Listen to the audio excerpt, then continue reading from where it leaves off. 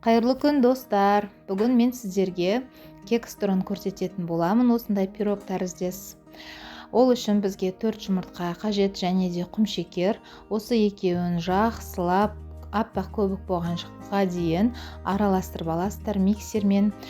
Одан кейін разрыхлитель мен майонезді қосып, жақсылап венчикпен араластырып аласыздар. Қанша граммнан кететінін мен сіздерге описаниеде жазып кететін боламын.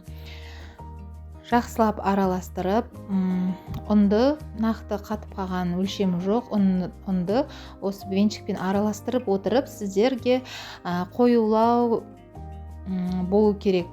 Тесталарыңыз сәл қоюлау болу керек. Қатты да қою емес, қатты сұйық емес, орташа болып өстіп ұнды қосып шетінен араластыратын боласыздар. Шет-шетін бәрін жинақтап алып, венчикпен араластырып болғаннан кейін шитмайды қосып, жақсылап араластырып, шитмай барлық тестамыздың бәріне арасына кіргенге дейін араластырып, формамызды жақсылап майлап, барлық шетіне май тигізіп майлап, майлағаннан кейін біздің жаңағы кексіміз жабысып қатып қалмас үшін осындай астына манный кашаны өстіп сеуіп тастасаңыздар болады. Беті де қожық сияқты болып піседі және де қатты жабыспайды кекстарыңыз.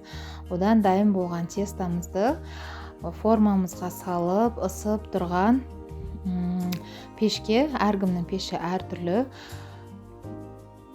Біреуінде 35 минутта піседі, біреуінде 45, біреуінде 30 минутта пісуі мүмкін. Өстіп пешімізге салып, өстіп пісіріп аламыз да, суығаннан кейін формамыздан алып, әдемі ыдысымызға салып, бетіне сгущенканы жақсаңыздар болады.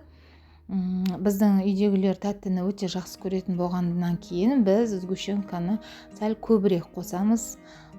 Осылай сгущенкамен жақсылап бетіне жағып бетіне сахарный пудра сепсеңіздер болады және немесе мак сепсеңіздер болады. Не болмаса шоколадты теркадан өткізіп шоколад жақсаңыздар болады. Әркімнің қалауына қарай. Егер де менің пісіріп жатқан выпечкаларым сіздерге ұнайтын болса, менің парақшама тіркеліп комментарий жазуды ұмытып кетпеңіздер.